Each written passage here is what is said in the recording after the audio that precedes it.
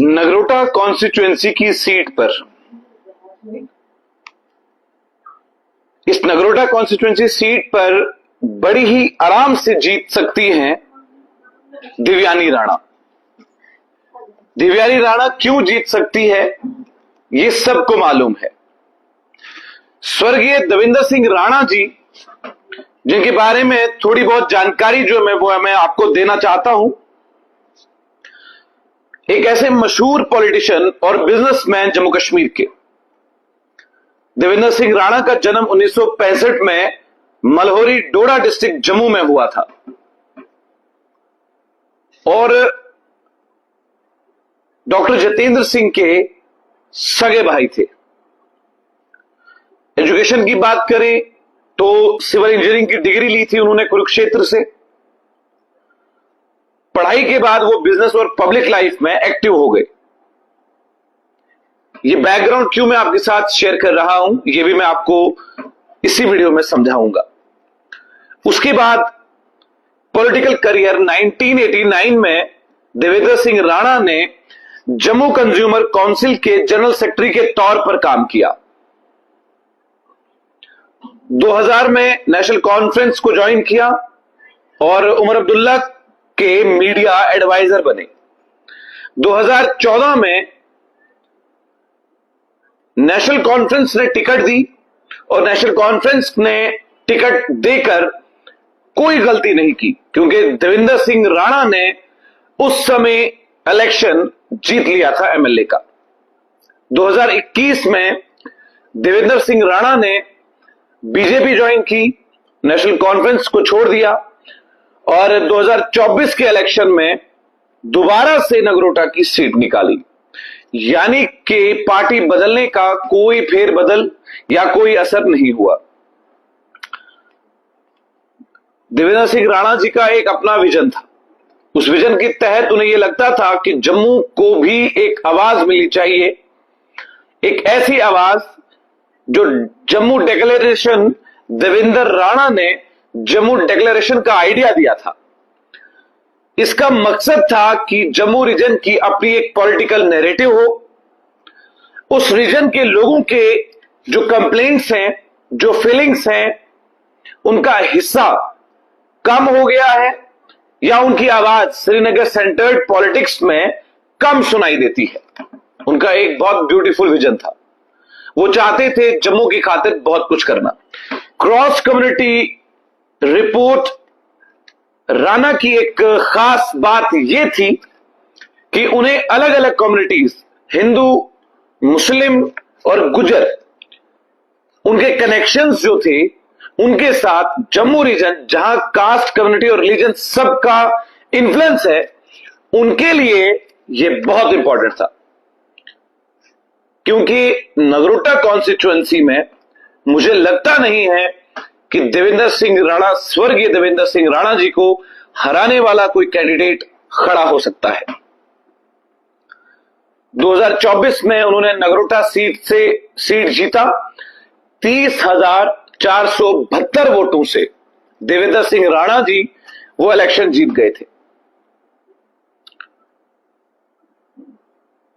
कुछ लोगों ने उन्हें क्रिटिसाइज किया।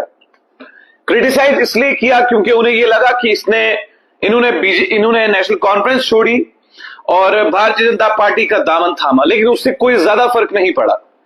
वो जब नेशनल कॉन्फ्रेंस ने उन्हें टिकट दी थी वो तब भी जीते थे, जब भारतीय जनता पार्टी ने उन्हें टिकट दी वो तब भी जीत गए। और इसका मतलब यह था कि देवेंद्र सिंह राणा की पहचान पॉलिटिकल पार्टी से नहीं थी, बल्कि देवेंद्र सिंह राणा की पहचान अपनी बनाई हुई थी। यह एक बहुत बड़ा प्लस पॉइंट था। न नेशनल कॉन्फ्रेंस की पार्टी, न भारतीय जनता पार्टी, लोगों ने वोट स्वर्गीय देवेंद्र सिंह राणा जी को दिया था। उस समय उनके इलेक्शन में मार्जिन 2024 में बहुत बड़ा था, जिसमें नेशनल कॉन्फ्रेंस के राइवल को काफी पीछे छोड़ दिया। यह दिखाता है कि जम्मू में उनके ग्रास रूट सपोर्ट कितना जबरदस्त था।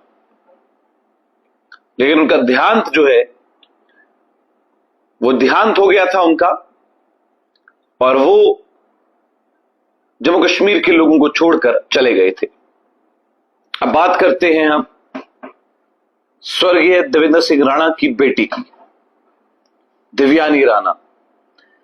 दिव्यानी राणा को भारतीय जनता युवा मोर्चा BJYM जम्मू कश्मीर का वाइस प्रेसिडेंट बनाया गया है। उनके पिता देवेंद्र सिंह राणा की मौत के बाद नगरोटा असेंबली की सीट वेकेंट हुई, खाली हो गई, और अब दिव्यानी राणा को लगता है कि पार्टी उन्हें उस बाई इलेक्शन में कैंडिडेट बना सकती है। ये बहुत इंपॉर्टेंट सवाल का, ये बहुत इंपॉर्टेंट बात है जो मैं आपके साथ कर रहा हूं।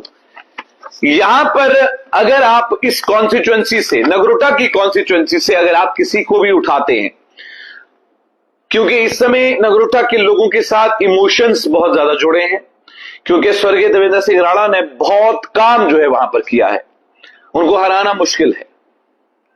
उनका काम साफ तौर पर ग्राउंड लेवल पर हुआ है और उन्होंने ग्राउंड लेवल पर यह काम किया था। अब इस बारे में साफ तौर पर मैं आपको यह बात बताना चाहता हूं कि दिव्यानी राणा को अगर भारतीय जनता पार्टी की तरफ से बाई इलेक्शन में ये सीट मिलती है, ये टिकट मिलती है, तो यकीन माने बहुमत के साथ दिव्यानी राणा जो है वो जीत जाएगी। क्योंकि जब नेशनल कॉन्फ्रेंस में राणा साहब थे, उस समय भी उन्होंने इलेक्शन नगरोटा से जीता था। जब उन्होंने नेशनल कॉन्फ्रेंस को छोड़ दिया और भारतीय जनता पार्टी का दामन थामा, उस समय भी देवेंद्र सिंह राणा ने 32,474 वोटों से जीत हासिल की थी। इसका मतलब यह हुआ, साफ तौर पर यह छवि बयान करता है कि देवेंद्र सिंह राणा जो है उस समय भी एक कद्दावर नेता थे, एक स्ट्रॉन्ग कैंडिडेट थे, जिनको हराना उस समय में भी लाजिम नहीं हो पाया किसी भी कैंडिडेट से। अब इस सीट पर कौन आएगा? बहुत सारे मैदान में खिलाड़ी हैं, लेकिन जो खेलने वाले कैंडिडेट्स हैं वो बहुत कम है। खेलने वाले कैंडिडेट्स में मुझे लगता है, अगर आप सोच रहे हैं या मैं सोच रहा हूं या कई सारे नगरोटा के लोग सोच रहे होंगे, तो आज भी लोगों के सेंटीमेंट्स जो हैं वो स्वर्गीय देवेंद्र सिंह राणा जी से मिलते हैं। आज भी वहां के लोग स्वर्गीय देवेंद्र सिंह राणा जी को याद करते हैं। आज भी लोग उन्हें वहां पूछते हैं। घर घर बिजली, घर घर सड़क, कोई बीमार है तो देवेंद्र सिंह राणा जी का फोन उठाना रात के 1 बजे हो, 2 बजे हो या 3 बजे हो। यह उनकी छवि को, एक पॉजिटिव छवि को दर्शाता है कि देवेंद्र सिंह राणा जी एक बहुत बड़े कद्दावर नेता थे। उन्होंने पॉलिटिकल करियर की शुरुआत जरूर नेशनल कॉन्फ्रेंस से की, लेकिन उन्होंने वक्त रहते वक्त को संभाल कर बहुत जबरदस्त तरीके से अपनी नस्ल के लिए एक ऐसी बात छोड़ दी कि सिर्फ लोगों का काम करें, खिदमत खलक का काम करें, लोग आपकी वफादारी पर अपनी जान कुर्बान कर देंगे। तो वही वफादारी पर जान कुर्बान करने वाली बात नगरोटा के लोगों की है। अब नगरोटा के लोगों में हिंदू भी रहते हैं, मुसलमान भी रहते हैं, और वहां पर कोई भी ऐसी हिंदू और मुस्लिम वाली बात नहीं है। वहां पर एक नेता था, देवेंद्र सिंह राणा, चाहे अब वो नेशनल कॉन्फ्रेंस से उठते, वो बीजेपी से उठते, वो इंडिपेंडेंट उठते, उनकी जीत पक्की थी। अब सवाल यहां पर यह उठता है, क्या भारतीय जनता पार्टी देवेंद्र सिंह राणा की बेटी को इस बाई इलेक्शन में टिकट देंगी?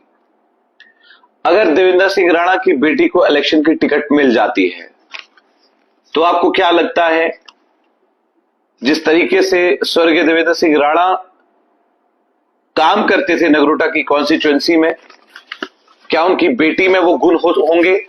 क्या उनकी बेटी वो काम कर पाएगी जो ग्राउंड लेवल पर देवेंद्र सिंह राणा जी ने किया है? बहुत सारे इंटरव्यूज हमारे, उस समय जब हम काम कर रहे थे, बहुत सारे इंटरव्यूज हमारे देवेंद्र सिंह राणा जी के साथ हुए, और लोगों का मजमा उनके घर पर हमने देखा है। लोग उन्हें इज्जत देते थे, उनसे बहुत प्रेम करते थे, उन्हें मोहब्बत देते थे। लेकिन अब इस नगरोटा की कॉन्स्टिट्यूएंसी पर एक ही ऑप्शन है, या दिव्यानी राणा को टिकट दी जाए तो ये सीट कंफर्म आपकी, या तो फिर इसमें कोई और कैंडिडेट उतरेगा तो फिर कड़ी टक्कर होगी, क्योंकि नगरोटा की कॉन्स्टिट्यूएंसी में कोई भी खिलाड़ी हो, कोई भी, उस कॉन्स्टिट्यूएंसी का मैदान और उस कॉन्स्टिट्यूएंसी में कप्तान वो स्वर्गीय देवेंद्र सिंह राणा मरने के बाद भी रहेंगे और उससे पहले भी वो थे। अब लोगों का इसमें क्या कुछ कहना होगा वो आप जरूर हमारे साथ कमेंट सेक्शन में शेयर कीजिएगा, और वीडियो को ज्यादा से ज्यादा शेयर कीजिएगा, और चैनल 1 को सब्सक्राइब करना, लाइक करना, फॉलो करना भूलिएगा नहीं। क्या आप चाहते हैं कि भारतीय जनता पार्टी की तरफ से नगरोटा की कॉन्स्टिट्यूएंसी पर स्वर्गीय देवेंद्र सिंह राणा की बेटी दिव्यानी राणा को टिकट मिले? अगर आप चाहते हैं ऐसा हो तो कमेंट सेक्शन में जरूर कहिएगा।